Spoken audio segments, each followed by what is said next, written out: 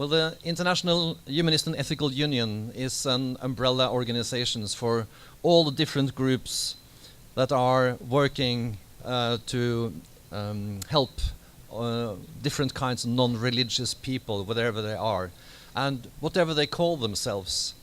Because we have groups which have a lot of a wide variety of names, and they have humanist, atheist, rationalist, secularist, laik, ethical culture, free thought, skeptics, and a lot of other different names as well. But all of them are working to improve the people who do not believe in gods. And we have over 100 member organizations in at least 40 countries around the world. So we are a big international group.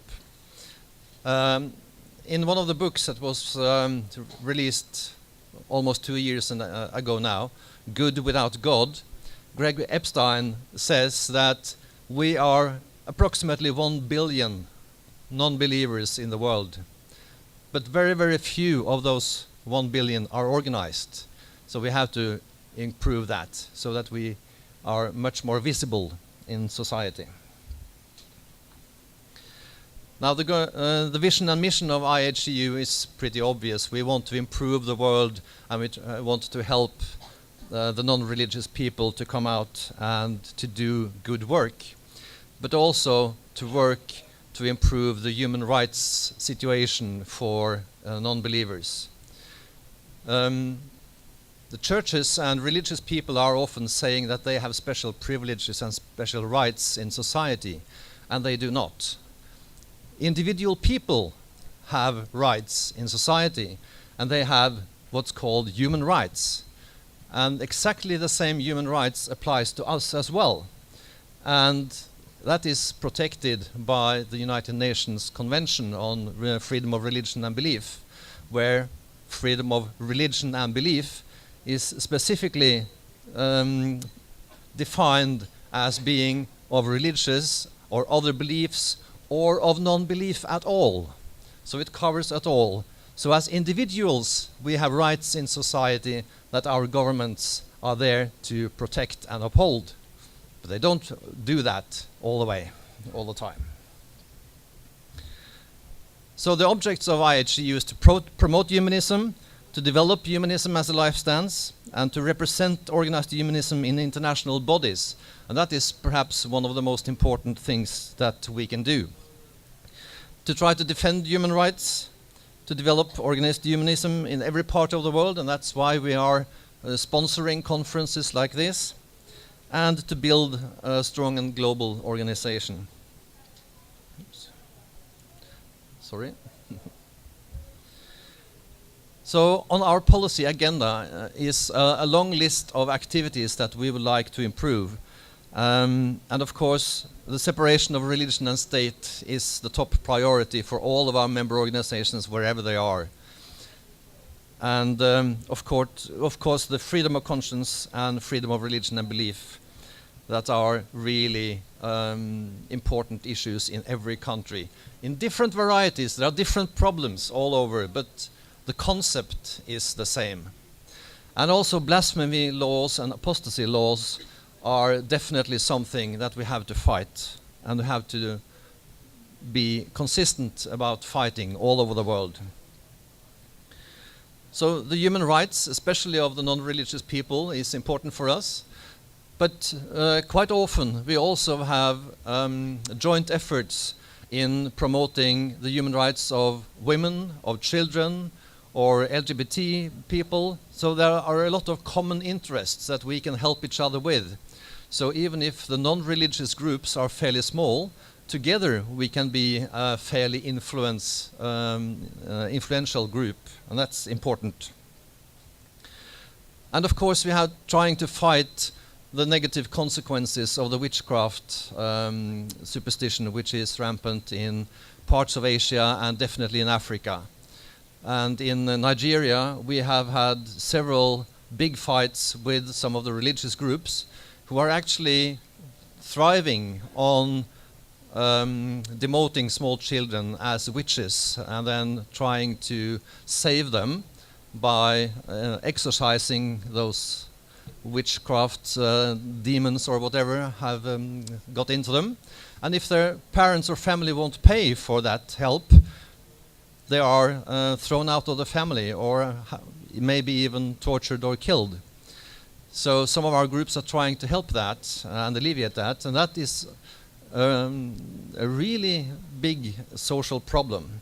And I think that we have a lot of other similar problems, perhaps not as critical, other places in the world as well.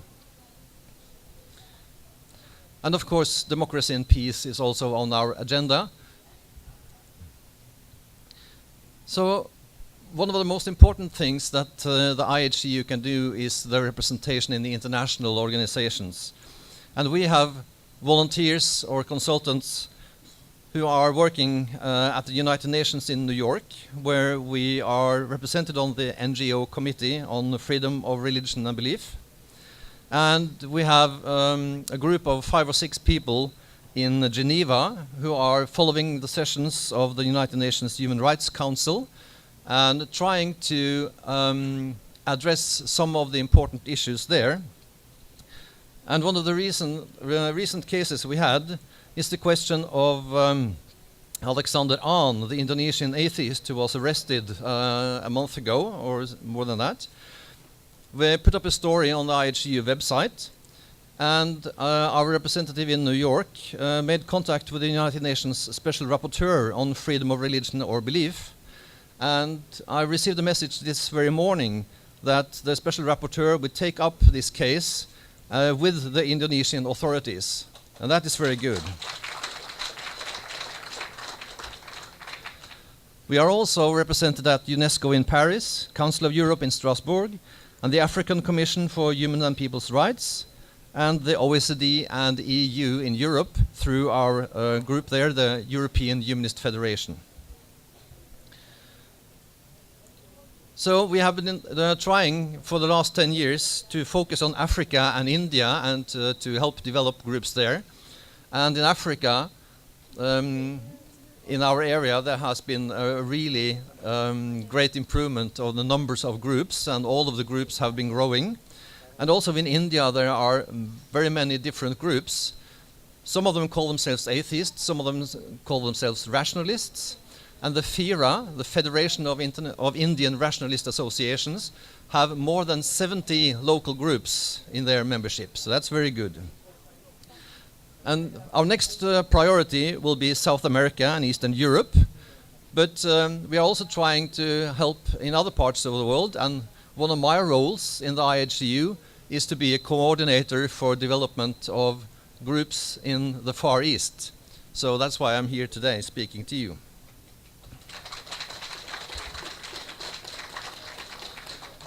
We also have special activities for the youth, and the International Humanist and Ethical Youth Organization, IHEU, has been in activity for more than 10 years.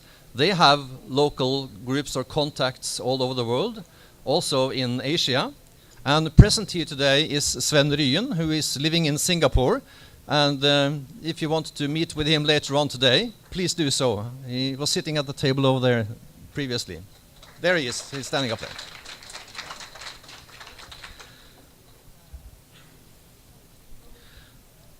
So here's just some examples of the activities that we have done related to the separation of religion and state, where faith schools is one of the things that's problematic. We have been fighting Article 52 of the European Constitution, which gives religious groups special rights. And of course against the Islamic constitution for Iraq. And we are very concerned about the situation in the Arabic countries now, where this democratic spring could well turn into an Islamic winter. We don't really want that. So we have some magazines, the International Humanist News in English 4 times a year, and a similar edition in French coming out once a year.